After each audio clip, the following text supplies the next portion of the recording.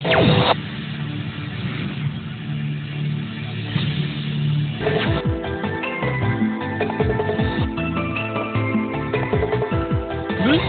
ആദ്യ സുബൈർ ഗൾഫിൽ നിന്ന് നിൽക്കണേ.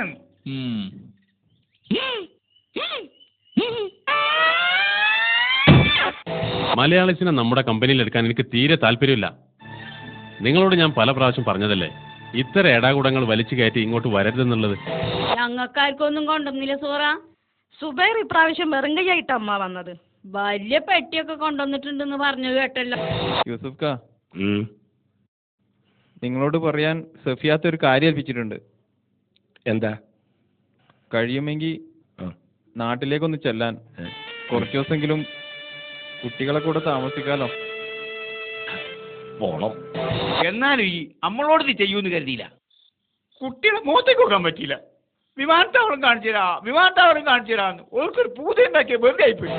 ആങ്ങളെ വന്നിട്ട് ഞമ്മക്കെന്താ മരുവള് കൊണ്ടുവന്ന കുഞ്ഞുകതിയ ആനമുട്ട പിഞ്ഞത്. തെങ്ങാതികളുടെ ഔദാര്യത്തിൽ അങ്ങിങ്ങായി പണിയും തീരഞ്ഞാലഞ്ഞിടുന്നേ. നെല്ലാളുകളൊപ്പിച്ചുള്ള വിസക്കളിയിൽ ചതി പറ്റിയ കാര്യം എല്ലാരും അറിഞ്ഞതും കുറച്ചിലായേ. ആളിയൻ എന്തെങ്കിലും കൊടുത്താളാ, മൂപ്പർക്കൊന്നും ഇഷ്ടല്ല, എന്നാലും ഒരു സന്തോഷല്ലേ. എന്ത് പണിയാലും വേണ്ടില്ല, നാട്ടിൽ നിൽക്കാൻ ഏതായാലും കഴിയില്ല.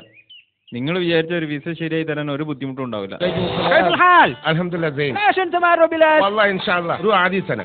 ഇനിയിപ്പം ബസ്സും കയറി ബാങ്ക് പോണ്ടേ? കൊയലായിട്ട് അയച്ചിരുന്നെങ്കിൽ ആ ഇടങ്കറില്ലായിരുന്നു. നാട്ടിലെ പെരുമലോ ഇപ്പൊ തരാനുള്ളത് നിങ്ങള് ഗൾഫുകാർ തന്നെയാണല്ലോ. ഏത്? ഇതിന്റെ കൂടെ 25,000 രൂപയുടെ ചെക്ക് അയക്കുന്നുണ്ട്.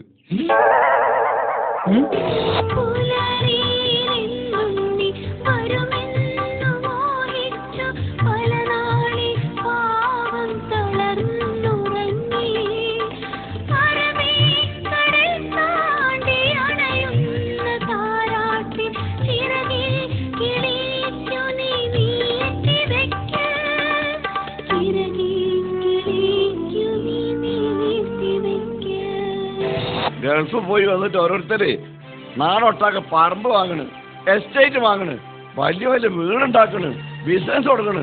അനക്ക് മാത്രം ഉണ്ടാത്തൊന്നും പറ്റൂലേ? കോഴിക്കോട് വലിയങ്ങാടിയിൽ ഹോൾസെയിൽ കച്ചവടവും നാട് മുഴുവൻ റബ്ബർ എസ്റ്റേറ്റും തെങ്ങിൻ തോട്ടവുമുള്ള ഹുസൈനാജി സംഭാവന നൽകിയത് 500 രൂപയാണെങ്കിൽ 50 രൂപയിലധികം തന്ന് ഒരു യത്തീംഖാന നടത്തണമെന്ന് ഇബ്രാഹിക്ക് യാതൊരു നിർബന്ധവുമില്ല. എന്റെ മോളെ പോറ്റാനുള്ള ജീവിതമാർഗം തേടി പോകുന്നവനോട് ഞാൻ എന്തെതിര് പറയാനാ? ഹുസൈനാജി കൊടുക്കുന്ന സംഭാവനന്റെ കാര്യം, അതിന്റെ വലിപ്പം ചെറുപ്പം ചോദ്യം ചെയ്യാൻ മാത്രം വളർന്ന ആൺകുട്ടികളൊന്നും ഇന്നാട്ടിലില്ല. സുഖമില്ലാത്ത അവസ്ഥയിൽ തിരിച്ചു പോവേ. നിങ്ങൾ എന്താണ് ഈ പറയുന്നത്? ഞാൻ സമ്മതിക്കില്ല, എനിക്ക് ഇഷ്ടമല്ല. 10-12 കൊല്ലം ഗൾഫിൽ പോയി പണിയെടുത്തിട്ട് പൈസ ഇല്ലാന്ന് പറഞ്ഞാൽ വിശ്വസിക്കാൻ എന്തിരി പുൽക്കും. കൊടുക്കുന്നത് ബാപ്പയാണെങ്കിലും പണം കണ്ടെത്തേണ്ട ബാധ്യത എനിക്കല്ലേ. അതിന് മാത്രം ഞാൻ സമ്പാദിച്ചിട്ടുണ്ടോ എന്ന് ബാപ്പ അന്വേഷിച്ചിട്ടുണ്ടോ എന്നെങ്കിലും? ഒരുപാട് മോഹന സ്വപ്നവുമായി കടൽ കടന്നു കുടുംബം പോറ്റാൻ.